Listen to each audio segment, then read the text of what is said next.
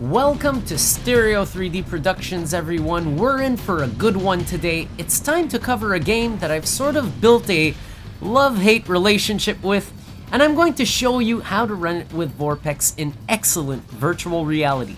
The game I'm talking about is Singularity. Before I go on with today's main attraction, I do want to make a few notes on how this VorpX tutorial series works.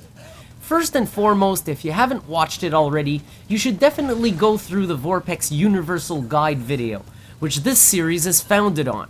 It'll help you understand the setup procedure for this game and others.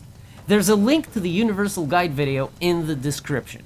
Additionally, this series is designed to be open for updates. If you see the tag outdated between brackets in the title of this video, look for a link to an updated version of this video in the description. If you've been subscribed to Stereo 3D Productions since 2016 or earlier, you've likely seen the Singularity Let's Play series on this channel. However, more recent subs may not be aware of it. This is because my experience with the game started very well, but about halfway in, the nature of the gameplay proved to be rage-inducing for me. Now, that's not to say that this is a bad game. In fact, I'm here doing a tutorial for VorpX today. I wouldn't do this if I hated Singularity. But what really vexed me past part 6 of my Let's Play series is that the game started having a serious gameplay identity issue. Do you want to be crafty, full of combat? Are you going to get tactical on me? What's with these awful tick enemies, and why am I suddenly forced to have to sneak in an otherwise over-the-top, flat-out action shooter? Anyways, for the purpose of VR, this doesn't matter. The half that I've played through was actually quite satisfying, and while Singularity does borrow from many elements featured in other games, they've arranged it in an original way that feels quite unique in VR. I've played a lot of various titles by now in VR, first party or third party, and I can tell you that this one did leave a bit of a mark in my memory, more so than others, given there are things in there you just won't see anywhere else. And by the way, it's also likely that some players will find things are the other way around. They'll prefer the second half to the first. It's really a matter of opinion.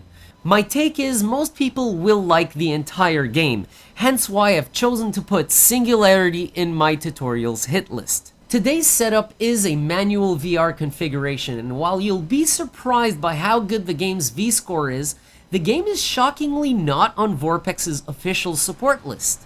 In my opinion, I do believe this title could be eligible for direct VR support, but for some reason it's been put to the side and needs a special custom profile configuration to get going. Singularity's setup procedure also introduces a software program we've not seen yet in the series to date: Flawless Widescreen. There's more steps than usual, but don't worry, nothing is complicated, so here we go.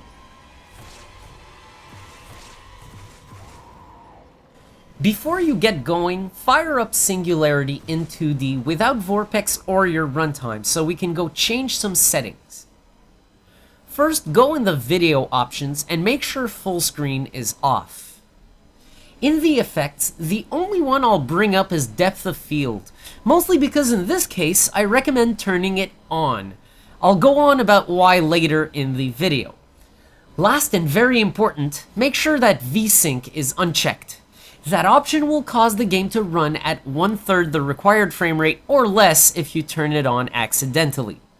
You may notice I leaped right over resolution. This is intentional. We will have a quicker way to deal with this later on in the setup. Next, leave the video settings and go under control settings. We're going to reduce this game's otherwise high default mouse sensitivity. Lower the slider all the way to the left, then, using your keyboard arrows, press the right arrow 4 times. This should be a good balance between your mouse and your head tracking. Turn aim assist off before leaving this section, and voila, you can go back to the main menu and quit the game. Before jumping to VorpX, we can apply a little fix for the game's dynamic shadows and make sure the game's motion blur is not enabled. This distribution of Unreal Engine 3 used for Singularity is weird. It stores the game settings in the registry instead of an INI file. Press the Windows key on your keyboard and hold down the R key at the same time, and a window will come up. type regedit in there, R-E-G-E-D-I-T. This launches the Windows registry editor. Navigate to the path I'm showing on screen. First, find the key called Dynamic Shadows. Double-click on it, enter a value of 0 and hit OK. Find the key called Motion Blur and repeat this process again, putting a value of 0. You can go ahead and close the registry editor once you're done. Before even running this game with VorpX, you'll need a custom profile in order to get it to work. Fortunately, the discovery was easy enough. The Unreal Engine 3 profile works great with Singularity. Head into Local Profiles in the VorpX Configuration tool and find the Unreal Engine 3 profile. Click the button to make a copy based on that profile. I'll rename mine, keeping the name of the original profile in there so I know which one I used.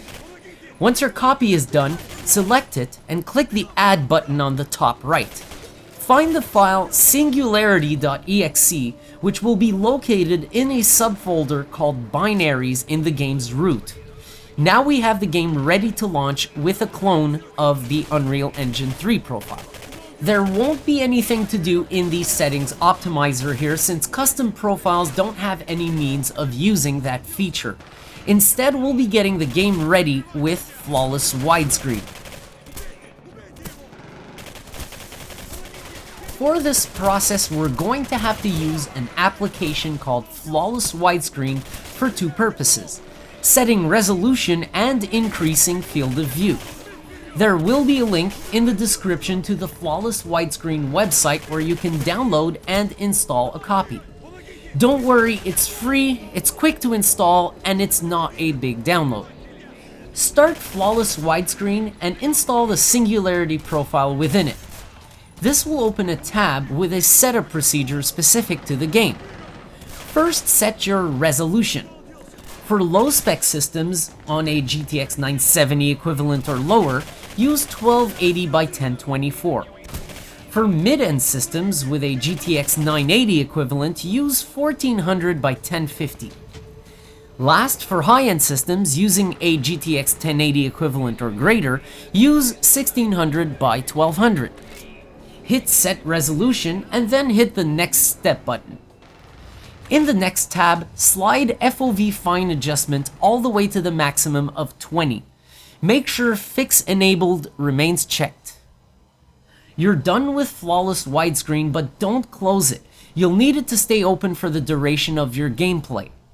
Side note, the next time you start Flawless Widescreen in future sessions, you'll notice it appears resolution has reverted, which is not the case. Just launch your game after Flawless Widescreen.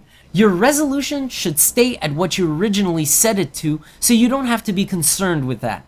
If the field of view seems like it changed, hold down your numpad plus key, the Flawless Widescreen Increase FOV hotkey, until it returns to the maximum.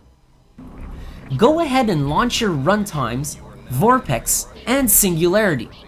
Head into the game, let the intro movie finish, watch the cutscene in the helicopter by turning on VorpX's virtual cinema feature on, and once you finally reach the docks, you can go ahead and turn virtual cinema off, open the VorpX HUD, and start your configuration. Under Main Settings, set 3D Reconstruction to Geometry if it isn't already. Set Separation Strength to 0.8, which will give you a realistic impression of world scale. The default Unreal Engine 3 profile has some camera height modifier to it. Make sure to set that value to 0 to avoid problems. Next, under Image Settings, set Crystal Image to Normal. You can set it to off for an ever so slight, and I mean really slight performance boost, but this game's aliasing issues make this feature somewhat necessary. I'll go on about those aliasing issues later. Last, make sure image zoom is at 1.0. Under Display Settings, set Direct Mode Fluid Sync to off. Under Head Tracking Settings, if you've used the mouse sensitivity demonstrated earlier in this video, put head tracking sensitivity at 0.42. If you plan on using any other mouse sensitivity setting in the game, you'll have to adjust your head tracking sensitivity accordingly. Refer to the VorpX Universal Guide to learn how to adjust your head tracking manually using the shoulder-to-shoulder method. There you have it. Singularity is now ready for VR. With a few things you'll need to know about. I'll cover some known issues you're almost immediately going to notice with this game, so don't go anywhere. First, let's get the enormous elephant in the room some attention points, shall we? The aliasing is real. If I needed a reference, I'd say we're dealing with a situation similar to Resident Evil 7. But somewhat worse, given now we don't even have an anti-aliasing option. By all accounts, I could swear the visuals have FXAA on them, and I cannot for the life of me find out how to turn it off. The game's registry keys make reference to MSAA, which oddly enough has no effect, but I cannot find a key referring to FXAA. I've even gone as far as force disabling FXAA via the NVIDIA control panel, and still, the game's doing something somehow, and I have no idea what it is specifically, but it looks like nasty FXAA. I've tried applying MSAA using, again, the NVIDIA control panel. This actually did work, but at a performance cost that was way too high. I'm talking a frame rate in the 30s by parts with a mere 2x setting on a high-end system. You can go ahead and tinker with those, but believe me, you'll probably yield the same conclusion. There's just virtually no way around this aliasing mess. Earlier, you may have been surprised to hear me recommend depth of field. I have two reasons for doing this, and one is that the DOF in this game seems to fight off the aliasing just a tad. A cheap way of improving the situation, plus the depth of field in this game strangely acts more as an atmospheric effect rather than a cinematic one like in most games. Given the setup procedure offers a really easy way to set the game to any resolution you want, I do encourage players to try and push beyond the 1600 by 1200 resolution.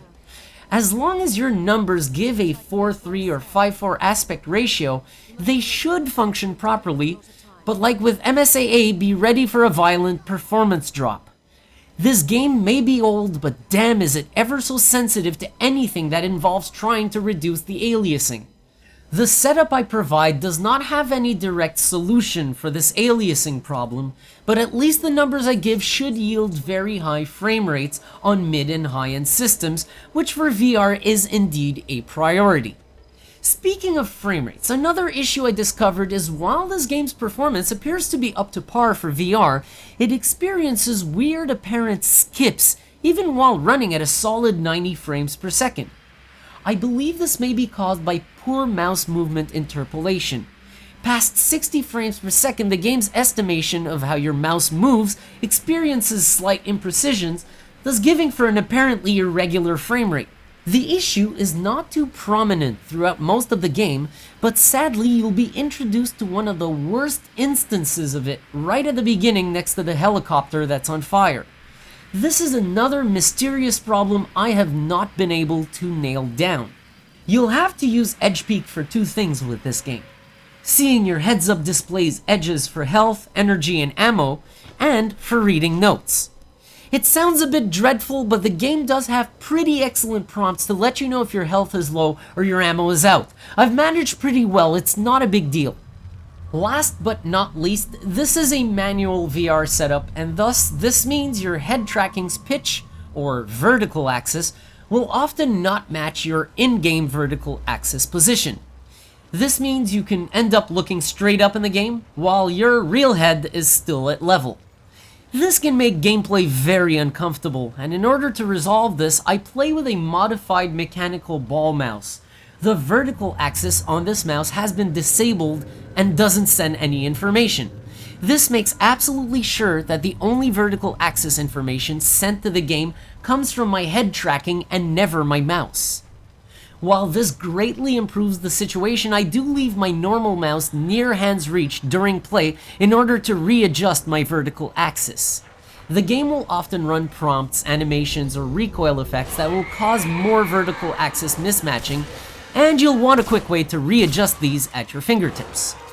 Singularity behaves pretty well in this respect. Full combat sections can go on without needing to readjust. I was surprised about one thing while making this tutorial. Having replayed nearly the equivalent of my entire Let's Play series just to produce this video, I realized I missed the game a lot more than I thought. For the entire first half of this strange oddity, I think it's an excellent VR game, put aside a few minor imperfections with the adaptation. The problem is, about halfway in, the mechanics pile up to a point not only confusing controls-wise, but also confusing in terms of what the game wants to be. Like I said at the beginning, it becomes a thing of nebulous identity. What exactly are we playing? It started off as a horror shooter, progressively introduced mechanics similar to Half-Life 2 and BioShock, then started going into Mirror's Edge type running stuff, then into stealth, then tactical. Come on game, where's that first half I was enjoying so much? I'm highly considering bringing back this game on the channel, especially now that I've enjoyed all the gameplay I performed in this video, playing through the same portions as in my Let's Play, but with far more ease. Likely because now running off a GTX 1080 gets me way more fluid performance. I think I can go for a tentative run at the very sections that originally irritated the hell out of me. It's those goddamn ticks! They're terrible! They go as far as pairing those with some enemy you have to sneak past without making a sound, so naturally the situation becomes unmanageable. Top that off with sudden insistence on requiring the use of a sniper rifle with dreadful aim-down sights. Aim-down sights meant for screen gameplay really sucks in VR, and you've got yourself a convergence of bullshit I just couldn't be fucked to deal with. That being said, this should not be taken as anything else than opinion. It definitely isn't a word of caution. Even I recommend you try this strange game with VorpX if you already own it. Look, we have a lot of great stuff to do in VR already, so I'm not going to go as far as recommending purchasing the game full price just to run it in VR, but if you do see it on sale at half price, then go ahead and get a copy. It's a really nice title that stands out for me. In the process of trying to rip off 11 different mechanics from a handful of competing titles of its time, it sort of oddly ended up becoming something I can't even really identify or categorize. Yes, it's kind of a first-person horror shooter, but it's a lot more than that. Enough that I really don't have the other title I could compare it directly to. It stands on its own. Now it's time to get to the game's vScore. The vScore is a rating system created to evaluate how well a game can be run in VorpX. The score is on a scale of 100 points and is based on 9 criteria, 8 that yield points and 1 that is a penalty value. The criteria are: first, the fixed points values where a game is given all or nothing for each category. Acceptable 3D method. This is worth 30 points. If we can't have depth perception, we cannot have VR. Next, Geometry 3D brings a game to life by providing the only authentic stereoscopic 3D method, so 15 points for that. We've got beautiful Geometry 3D in Singularity, particles and most of the shadows are spot on. This is lovely. All points for those 2 items. Proper head tracking. Head tracking that goes all over the place isn't fun, so this is worth 15 points. If you can't get good performance out of this game, for example if you're under spec or pushing the limits on the resolution or anti-aliasing, you may see bad mouse movement interpolation which will build up offsets. As long as you're careful to get the game's internal frame rate averaging 60, you'll be fine, and the head tracking will work great. 15 points here. Second, the variable criteria, where the amount of points can be adjusted for each item. Sufficient field of view. A game really needs some means for forcing the field of view, and because of the various ways we can achieve this, some more effective and some less, this is worth up to 15 points. Flawless widescreen to the rescue. It's a good thing because there is otherwise no way to directly control this game's field of view. We've got our 15 points here. proper 3D hands and weapon models.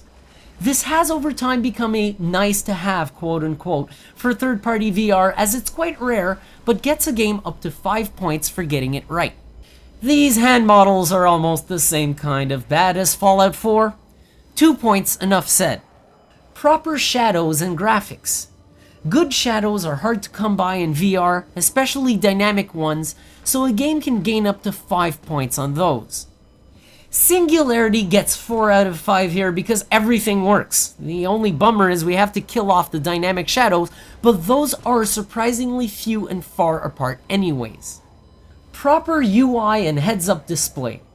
Being able to see your health, ammo count, and such is a plus, isn't it? Up to 5 points for how a game handles a HUD. It was hard to completely slam Singularity here. The HUD is far from good, you'll barely see your health without using edge peek. The same goes for the notes, but I cannot go lower than 3 out of 5 here for one important reason. Those upgrade station UIs are for real. The dude who made those knew VR was going to exist, I tell you. They're too awesome not to consider in this score. It's a bummer the VorpX HUD scale feature isn't with us in this game, because it would otherwise be kinda perfect. Direct VR bonus. Direct VR makes the process of setting up a game much easier and often delivers perfect head tracking.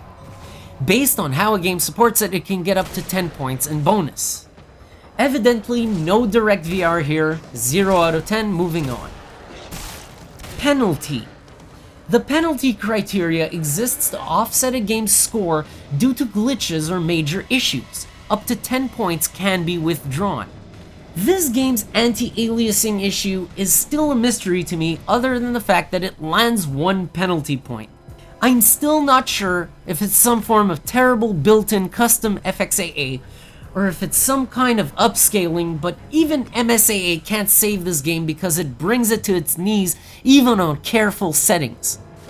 I'm going to take off another point for this strange apparent uneven framerate issue.